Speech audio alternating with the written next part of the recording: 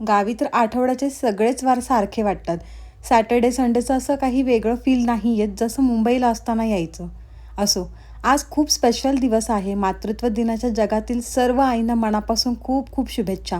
खरं तर आईशिवाय आयुष्यातला एकही दिवस पूर्ण होत नाही. आईचं अस्तित्व प्रत्येक क्षणी लागतंच आपल्याला. आमच्या घरात तर सकाळ म्हणजे रिद्धूचा दंगा असतो नुसता.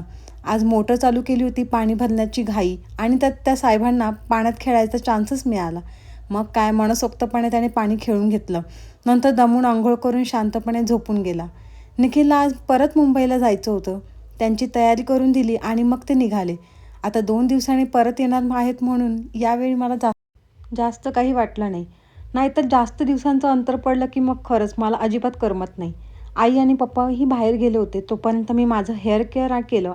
पाहूयात आता याच्यामध्ये आपले काय रिझल्ट येतात आणि मी सगळं काही तुमच्यासोबत शेअर करणार आहे. मला जे एक्सपिरियन्स येणार आहे हे प्रोडक्ट्स यूज करून मी नक्कीच तुम्हाला त्याचं रिव्ह्यू शेअर करेल. रिद्धू झोपला होता आणि घरातली पण सगळी कामं झाली होती. तर मग मी पण थोडा वेळ आराम केला, कारण एकदा रिद्धू उठला की मग आरामाचा विषय संपतो. तो अगदी उभंच करतो दिवसभर सगळ्या माणसांना घरात. थोड्याच वेळात आई पप्पा आले आणि त्याच वेळी तो पण उठला.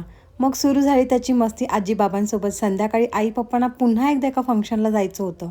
शेवटी मी त्याला म्हटलं, चल आपण समोर काकींच्या घरी जाऊयात, तिथे हंबा बघूयात म्हणून. असं सांगितलं तो लगेच तयार झाला. तिकडे गेल्यावर त्याने इतकी धमाल केली.